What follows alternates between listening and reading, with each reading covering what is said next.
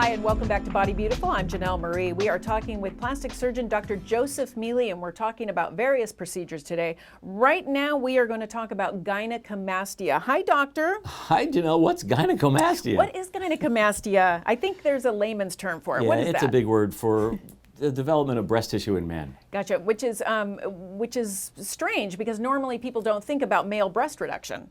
Correct, but it's actually pretty common. Is it? It's usually not as dramatic as female breast reduction.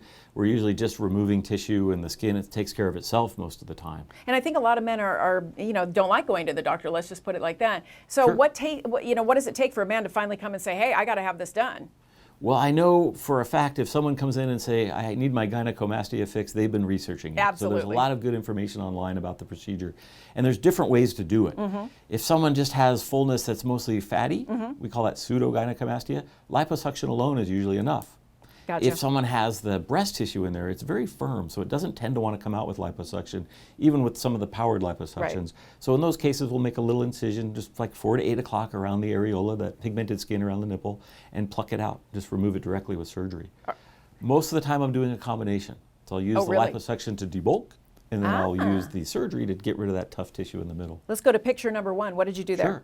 So in this case, we've got someone with some extra breast tissue as well as some fat. So what I've done is I've made a small incision up in the armpit to do the Wow. liposuction, so it's hidden, and then that little curvilinear incision along the edge of the areola to get rid of the breast tissue. That's wonderful. You can't see the scars. It looks completely natural. The scars hide pretty quickly. And you Picture- can see, especially on that outer, the back breast, you can kind of see how much reduction we've gotten in Yes, projection. quite a So that lot. helps not only out of clothes, but in clothes. That's amazing. And it helps if you're a runner or something like that. I know you can chafe a lot, so this helps with all that Yes. and kind of makes it feel better. It does, because sometimes there's enough tissue in there that it bounces. Right, And exactly. it's not comfortable. Picture number 2. So this is a guy who's in great shape. I mean, he obviously has good muscle development. Yes, he does. He works out, but he's got that extra fullness in the lower Wow. part of the breast that just pulls the breast down. Yep. It enlarges his areolae. The nipples look a little bit big, and it's just loose. Wow. And if we looked at it from the side, it almost hangs Yeah. down a little bit. So you can see from the front, the areola size gets reduced, the nipples get lifted up because we're getting rid of the weight that's in there. amazing. But I haven't taken out any skin. It's just the natural Oh. recoil of the skin. Oh, wow. Because he's probably young. He's in his 40s. Picture number 3 looks... So this is a guy who has what we call tubular breasts. Yes. So we most commonly think of this with women, but men can get it too. And what happens is the breast tissue actually herniates out into the nipple and the Wow. areola and fills it. So it looks like a scoop on top of the breast. These are fun to do because it makes a huge change. It reduces the areola, it flattens out the chest. This is someone who would have trouble finding a shirt he can wear comfortably, and then afterwards he can wear whatever he likes. And I can't see the scars on that either. It looks in. And what did Same you do? places. Little one in the armpit, little one down That's it? on the areola. Wow. And you don't have to move the nipples or anything like that? The nipple, no, it's where it belongs. It's just too full. Gotcha. So we're unpacking it and leaving it alone. For something like that, what's the downtime? So downtime, couple days, taking it easy so we don't get any bleeding. You know, we don't want to have any problems with the blood pressure afterwards. Walking, all that stuff, right away you can do that.